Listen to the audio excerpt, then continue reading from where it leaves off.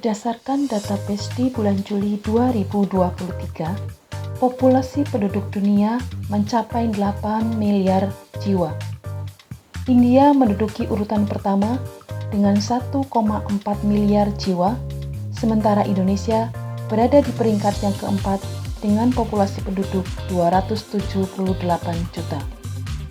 Dengan jumlah penduduk yang begitu besar ini, mendorong meningkatnya kebutuhan hidup, terutama kehidupan konsumtif. Pola hidup yang serba praktis menjadikan segala sesuatu dipermudah, terutama dalam pemenuhan kebutuhan sehari-hari. Agar praktis dan menarik, hampir semua produk kebutuhan sehari-hari dikemas dengan menggunakan kemasan berbahan plastik.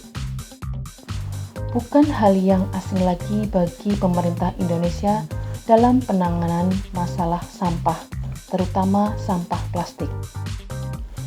Jika di beberapa negara maju sudah memberikan kebijakan terkait penggunaan kemasan ramah lingkungan, namun di Indonesia, masalah ini belum dapat terselesaikan dengan tuntas. Sampah plastik menimbulkan masalah tersendiri. Salah satunya, pencemaran tanah. Sampah plastik dan logam yang dibuang secara sembarangan akan mencemari tanah, sehingga merusak struktur tanah. Air yang berada di sekitar pun menjadi tidak layak untuk dikonsumsi.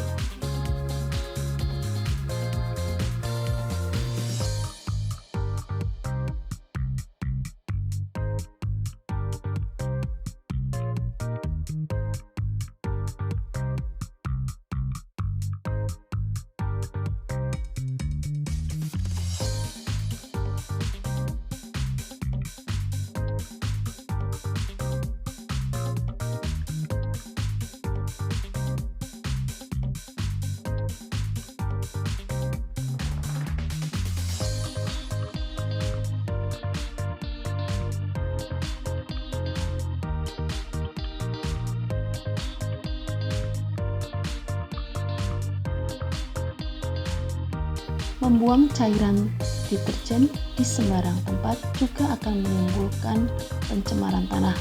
Air yang ada di bawahnya akan menjadi terkontaminasi sehingga tidak sehat untuk dikonsumsi.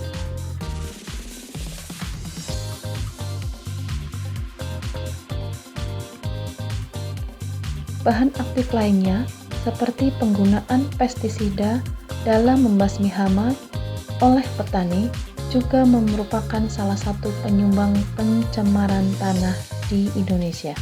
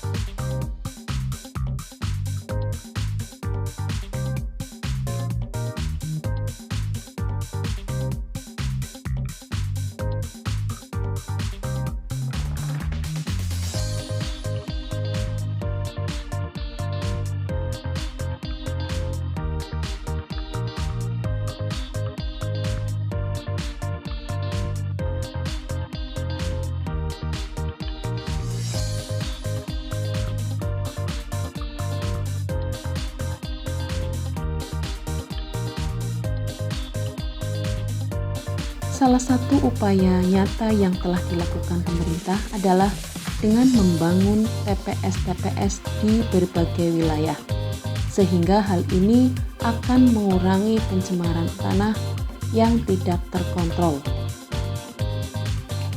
Namun masalah yang lain pun muncul, karena beberapa TPS di ibu kota mengalami overload, sehingga mendapatkan pertentangan dari warga di sekitar TPS karena efek yang mereka rasakan.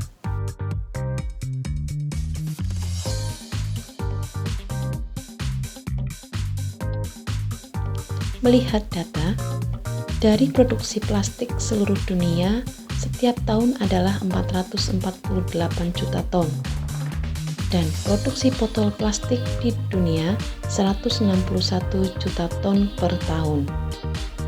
Hal ini akan menyebabkan adanya sampah plastik yang kemungkinan setiap tahun meningkat 3,8%.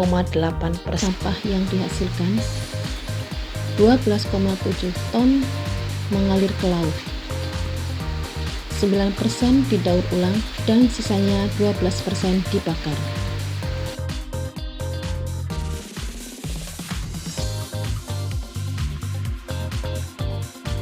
Langkah kecil kita dalam pemanfaatan barang bekas, terutama sampah plastik di sini, adalah salah satunya dengan memanfaatkan plastik kresek bekas, botol minum bekas, serta galon bekas. Di sini kelompok kami memanfaatkan galon bekas untuk dijadikan pot bunga, sementara kresek bekas dimanfaatkan menjadi tempat sampah atau pot bunga, sementara sedotan dan botol air mineral dibuat menjadi tempat pensil yang unik. Langkah kecil ini mungkin tidak akan berarti, namun jika dilakukan dan disadari betul oleh seluruh penghuni bumi, maka pencemaran tanah akan dapat dikendalikan. Produk pertama yang kita buat adalah dari bahan galon bekas. Galon bekas yang dibelah menjadi dua, kemudian disatukan dengan salah satu posisi terbalik.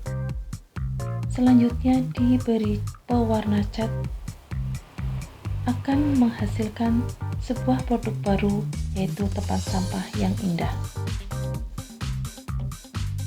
Sementara kresek plastik bekas dapat dimanfaatkan dengan menggunakan kawat dan akan menghasilkan bunga yang indah. Tempat air mineral dan sedotan plastik yang kita temukan di sekitar sekolah, setelah dicuci, kita manfaatkan kembali menjadi tempat pensil yang cantik. Ketiga produk ini hanya membutuhkan sedikit daya kreativitas serta seni.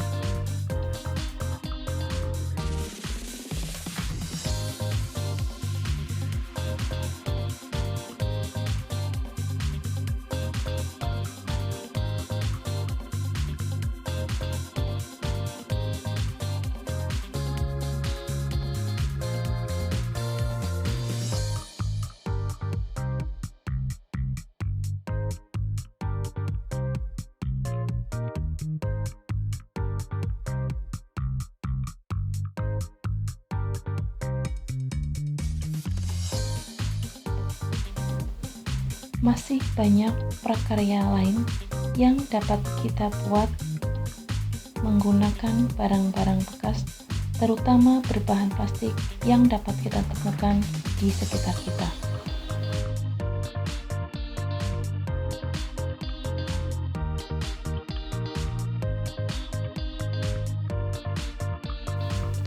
Dari langkah-langkah di atas, barang-barang yang kita buat tadi dapat dimanfaatkan untuk kebutuhan pribadi, dan jika memungkinkan, barang tersebut juga memiliki nilai ekonomi yang tinggi.